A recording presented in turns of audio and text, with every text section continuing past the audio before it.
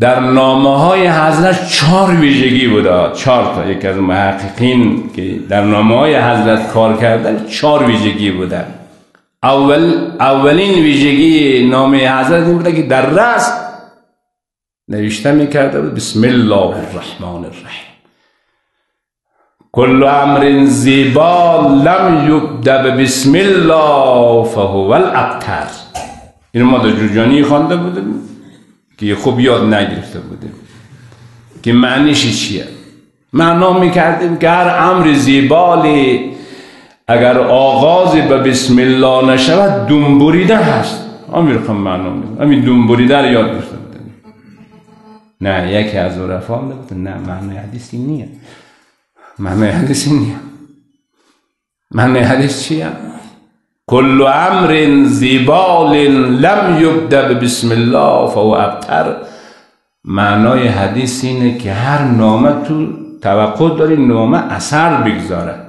انسان این نامه هدف داره، علت غایی داره.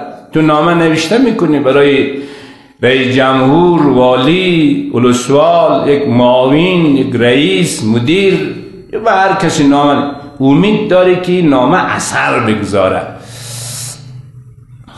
پیامبر میگه هر نامه‌ای که آغاز به بسم الله نشود اثر نداره. دم بریده است، کنایه است، اثر نداره این نامه. گفته شمس تبریزی یک حرف جالب داره، میگه بعضی سخنان، بعضی دهن، بعضی صحبت ها از او یخ میباره، بعضی سخنان محشر میکند، قیامت خلق میکند. این نامه همه خاصیت داره. بعضی نامه ها محشر ایجاد میکنند، بعضی نامه یخ زده منجمد هیچ اصلا نداره. این حدیث معنیش اینه کل امر زیبال لم یبدأ بسم الله فهو الابتر. هر امری به بسم الله آغاز نشود این تنها در نامه نیست. وقتی سری در جلسه می روی سخنرانی میکنی بسم الله بگو، روشن فکر نشو. روشن فکری نیست. روشن فکر اونه که نور خدا بیاید. من لم یجعل الله له نور فما له نور. این آیه قرآن. در هر فکری قلبی که خدا نور افگنی نکند و قلب نور نداره. یه آیه قرآنی که حدیث نیست. من لم یجعل الله له نور فما له من نور. نور نداره. این یک ویژگی نامه حضرت. ویژگی دوم بعد از بسم الله اسم خود نوشته می‌کنه. اسم طرف نوشته نمی‌کنه که محضر فلانی از جانب فلانی، نه از جانب من برای فلانی. یعنی اسم خود را به عنوان نبی الله رسول الله نام می‌برده بوده. چرا؟ اینجا مسئله شخصی نیست. اینجا مسئله یک شخصیت انسان، یک شخصیت حقوقی داره، یک شخصیت حقیقی داره. شخصیت حقوقی پیامبر مقام جایگاه، رسالت یک مقام، نبوت یک مقام.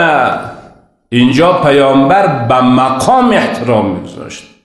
لذا خصوصیت دوم این نامه های حضرت چی بود؟ اسم خود می آورد.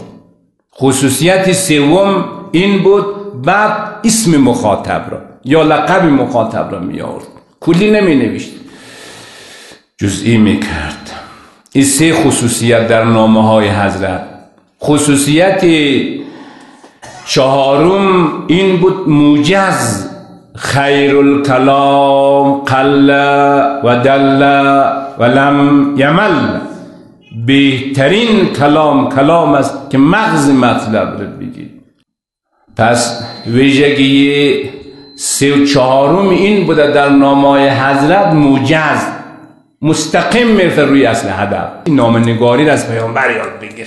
نامه‌نگاری بسم الله الرحمن الرحیم من محمد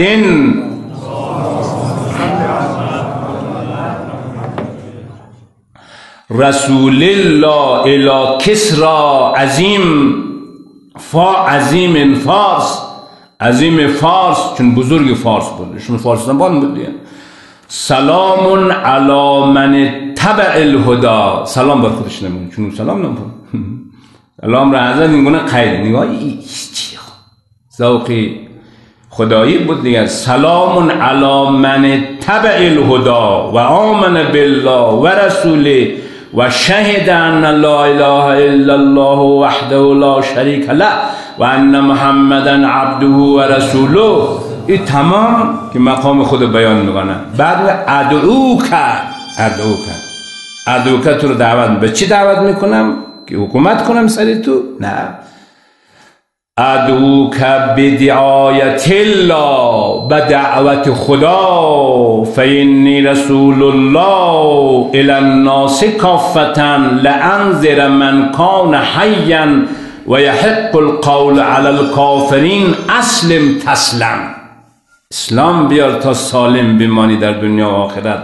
فین ابیت، اگر از اسلام، از اطاعت خداوند ابا بورزی، فعلیک اسم المجوس، چون مجوس بود زمانا، دین مجوس حاکم بود، ولی ادعای خدایی میکرد. همین شاه ایران ادعای خدایی میکرد، ولی دین مجوس بود.